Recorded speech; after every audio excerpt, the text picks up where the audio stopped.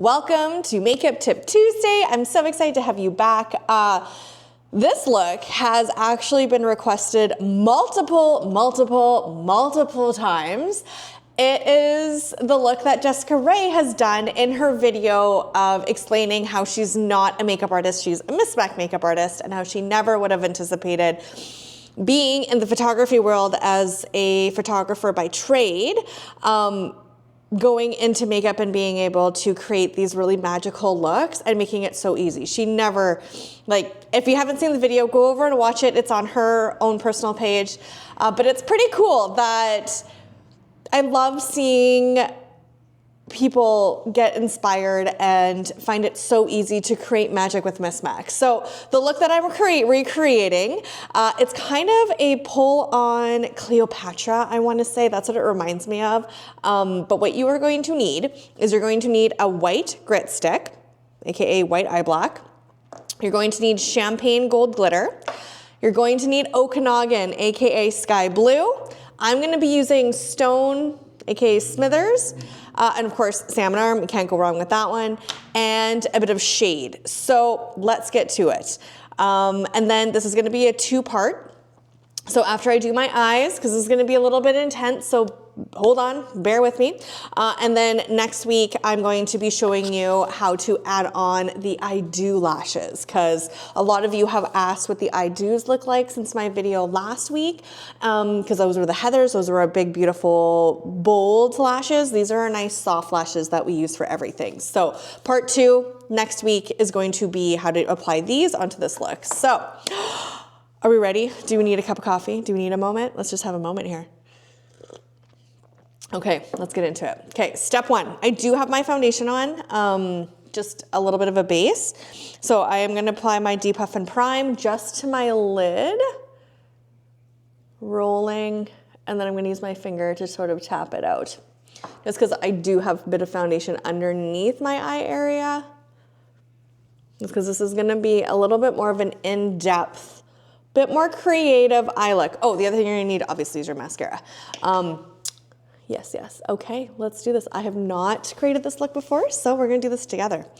Step 1, always step 1 whenever you're using the Gameplay eye black or the grit sticks. They're the colored eye blacks because it's a big debacle of, well, if it's colored eye black, is it still called eye black? So we call them grit sticks. That's what we're going to be using. You're going to need an all over blending brush. Okay, when it's new, or even not even, every day what I do is I actually scrape my salmon arm with the back of my all over blending brush, and I'm gonna pick it up so I have extras, and I'm gonna apply that inner corner in a patting motion and patting up and away. So making sure I'm really getting into this inner corner, because that's where we have all that darkness that we need to and want to neutralize to brighten and open the eye. It floors me every time. Every single time I do this and I look in the mirror between one and the other, I'm like, wow, crazy, just crazy. And then we do mix it into our foundation with a little bit of Gaia Gloss, which also, clarity. We've had a lot of people come in asking why Gaia Gloss has been discontinued. It has not been discontinued. It's back ordered right now. But what I'm saying is we no longer use Gaia Gloss as our glitter primer. We use either Depuff and Prime now or the grit sticks. So Katie was so funny. She's like, you might want to clarify that because people are coming in and being like, why is Gaia Gloss discontinued? And it shows back ordered on the website. You can't order it. No. We're just not using her as our glitter primer anymore. She's still, anywhere you need moisture, that is your mixing medium. Anywhere you need staying power, that's where Depuff and Prime comes in. Or obviously the Gameplay Grit Sticks or Eye Black is the next one for glitter as well, which is what we're gonna be doing today. Okay, so really making sure that we have this on nice and smooth. Using our fingers to blend the edges. Now we're gonna go right into our white grit stick. Now, Jessica Rae likes to use the detailed brush. I like to do either one. I'm gonna try to basically recreate exactly how I think she did this look. And I know she loves the detailed brush for any of the cream products. So we're gonna go right in, okay? We're gonna apply this as if we're applying our first shadow, like shade, essentially like a smoky eye. So starting in the center, and little presses in, and then blending this out to our last lash. And then we're gonna lightly start feathering this up into our crease. If you were wanting to start in a place with the gameplay eye black, the white is the easiest way to go. Black can be intimidating. So if you've tried the black and it's not working for you, switch to the white, because you're gonna be like, oh my gosh, this is so much easier. But it's actually really good to start with the hardest one first, because then you understand how easy the white is. I would actually rather you do that. Okay. So we're gonna lightly go in and buff. Don't forget to buff it into that inner corner and buff it out. Oh, I need a mirror. Okay. So I'm gonna make sure that this is all blended up nicely. There's no drag marks, no skip marks, no edges. And then I'm gonna go do the other eye. So going in with that same brush, starting in that center again.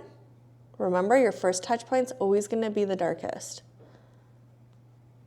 And yeah, totally just got on my lashes, but that's okay. And then you can see how I'm going back and forth. I'm really manipulating this into my skin.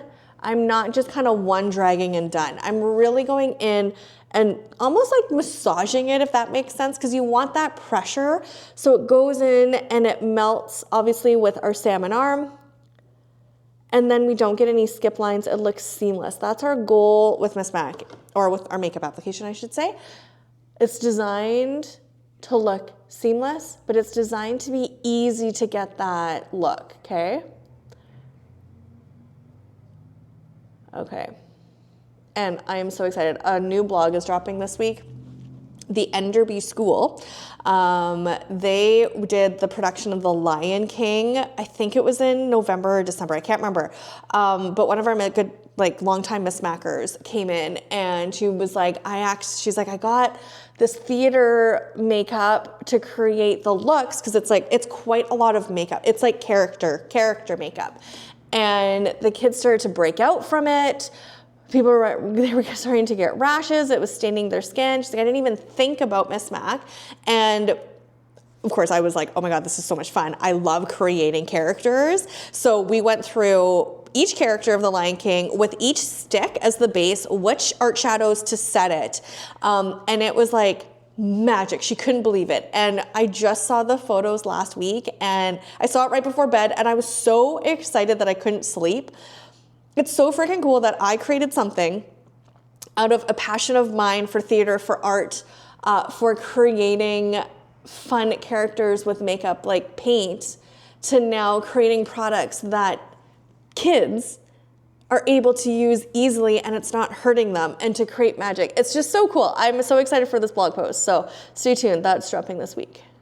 Okay, I can talk forever. All right, let's get into this. Now, we're going to, I have to think about the look that she created now. So I'm just kind of tapping and blending those edges with my finger. Okay.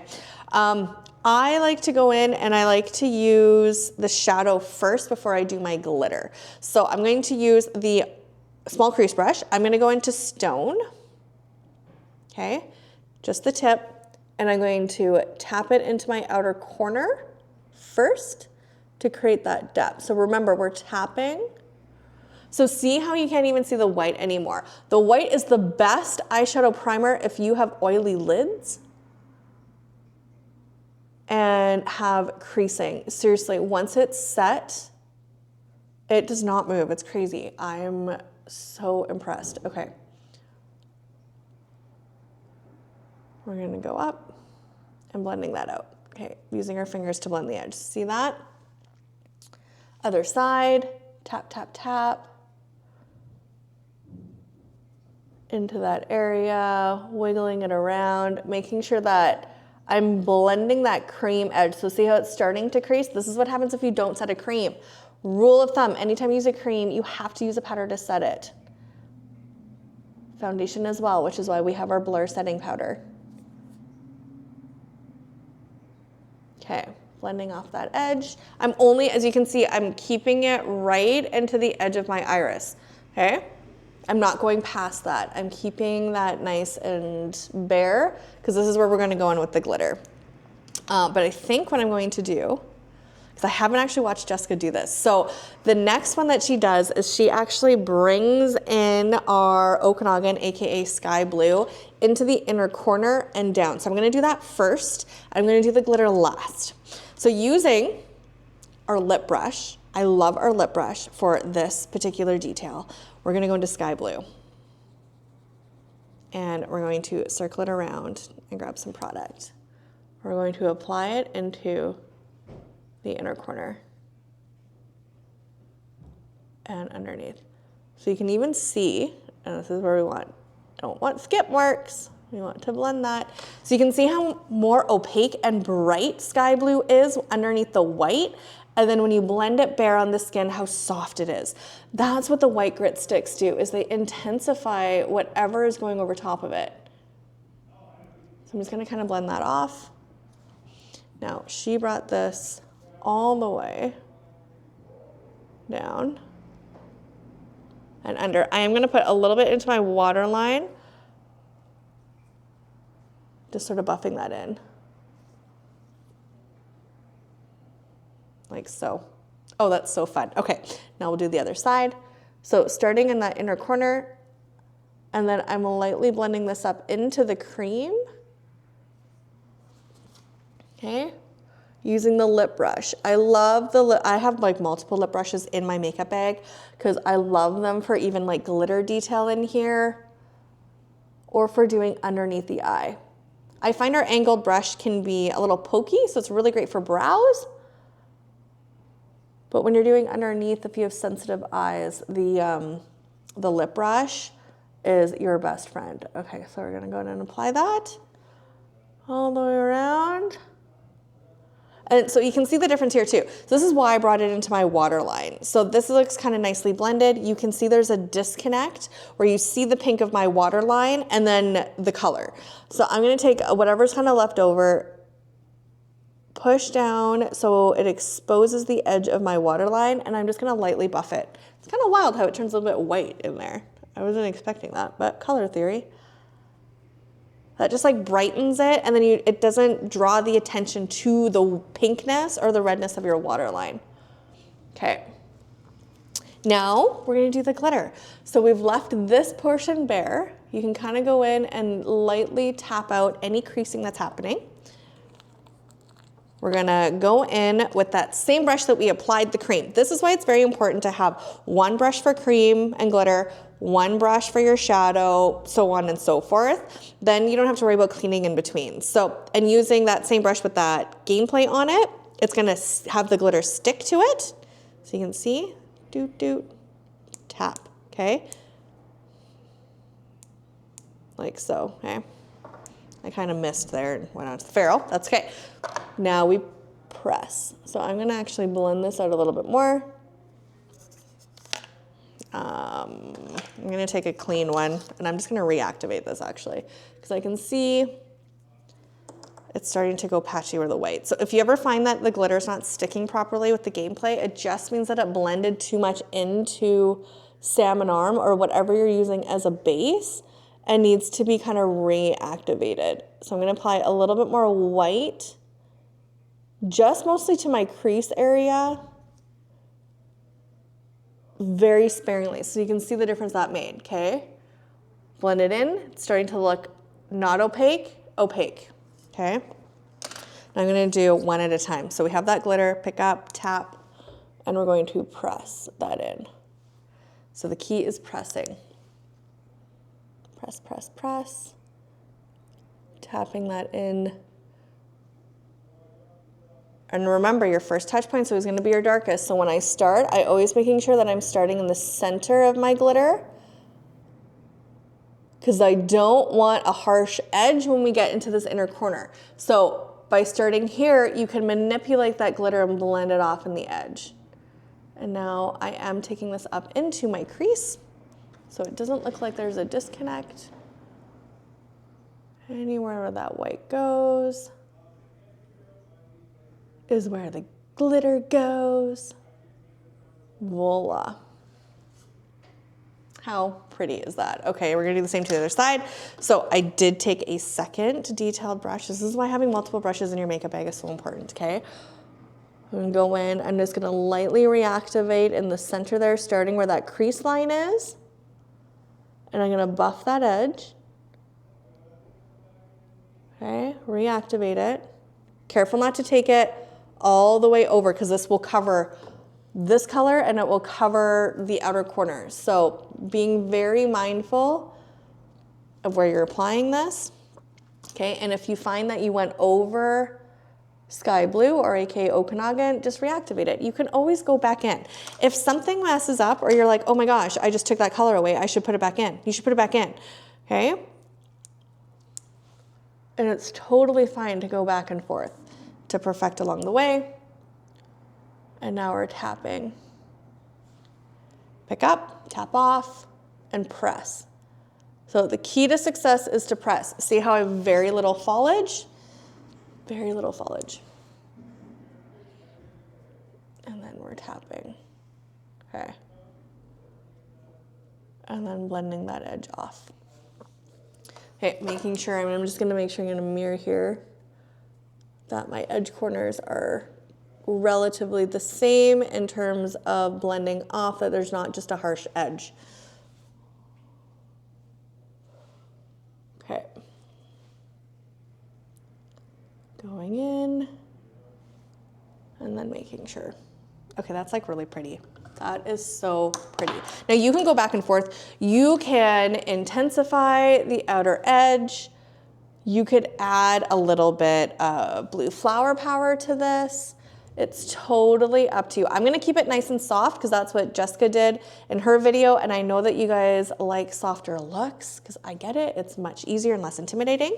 So now that that is on, we're gonna do our mascara. We're gonna use it as a liner. Okay, now because this is gonna be a two-part, I'm gonna do my liner and my mascara, and then next week I'm gonna show you how to change this look by adding a lash and how it can go from kind of like day to night, or just how it looks differently with and without a lash. So mascara, remember, she's new. It's gonna look like this when it comes out after about 2 to 3 weeks. This is perfectly normal, right? I know I say this every video, but I wanna make sure now that we're onboarding with PharmaSave that all of our new MisMacKers understand that this is the name of the game with MisMacK Mascara. Okay, the air expands it. It's gonna come out clumpy or come out on the brush with a lot of product. Perfectly normal. Scrape it, do your thing, push it back in. Okay, I'm gonna use that extra for my liner though. So I'm gonna grab it off the wand. I'm going to tight line.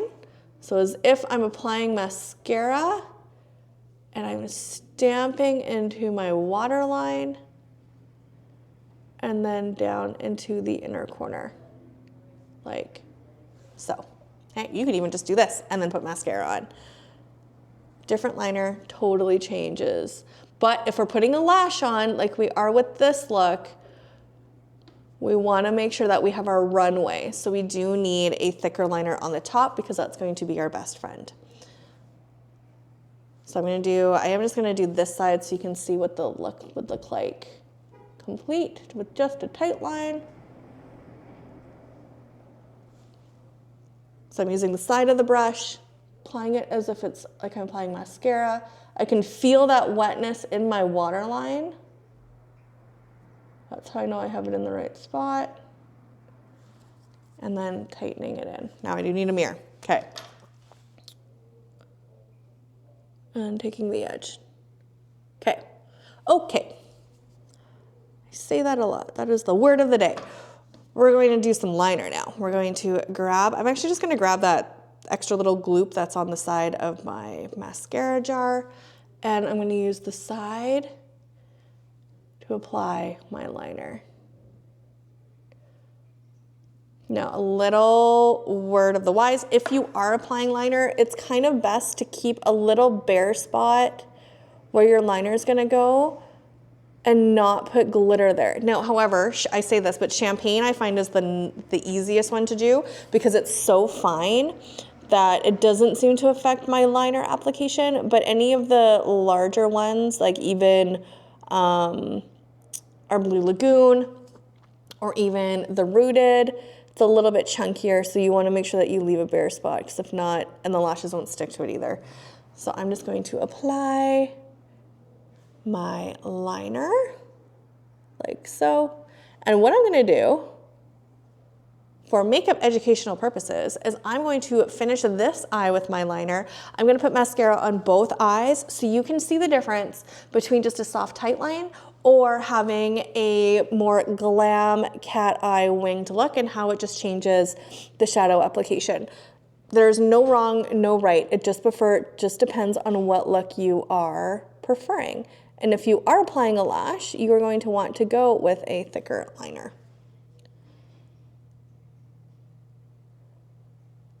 And I always hold my breath for this. Okay. Doing a bit of a wing. All right. Like so. Now, if you have a little area here, I'm just gonna use my finger to pull that down. And now we're gonna apply some mascara, okay? So wiggling at the base of the lash and up. So wiggle, wiggle, wiggle. It's all about that wiggle. And I love our mascara because I used to be an avid lash curler. We had someone ask this over on TikTok about curling your lashes if you have lashes that go poker straight before putting lashes on. If you do have lashes like that, you do want a slight curve to the lash, but not overly, because it's gonna really affect and make it really hard for you to put lashes on if they're over curled. My lashes, I actually have found, have gotten curlier over as I mature. They used to be poker straight and they used to fall flat, but maybe it's our mascara. They hold its curl on its own. I actually prefer the look of them not being curled with our mascara, to be quite honest. Okay, and then this side is just nicely tight lined. It's gonna be more of like a lash look, I would say. They're more of the stars of the show. Your natural lashes when it's just a tight liner look. And I am wiggling. It's all about that wiggle. I find it's easier if my chin is chilled back. See how my mirror is down here?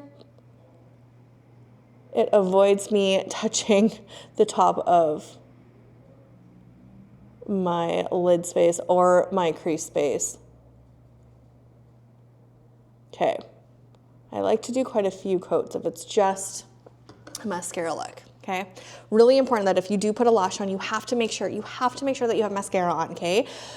Don't put mascara over the lashes when you have them on. I'll go over this again next week, but really important that you basically complete your eye one way or the other before you put your lash on. Think of the lash as like your last step, your accessory to the eye. So this is what this look would look like in two different ways. So tight lined mascara. I have a bit of a winged line, more of a dramatic on this side because I'm gonna put a lash on, okay? So you can see the difference of how you can make this look nice and soft, or you can like glam it up. All right, this could be a really long video, but I'm gonna cut it short. I hope you guys enjoyed that. I hope that answers questions on how Jessica created that eye look, because I cannot tell you the amount of people that messaged me after she posted about, oh my gosh, I love Jessa's eyes. How do you do that? So this is how you do it. The only difference is she used Nanaimo which is cocoa on the outside edge. So if you're wanting it to be a bit warmer, that's what she used. I didn't use that because I like the look of the warmth of champagne and the coolness of sky blue into stone.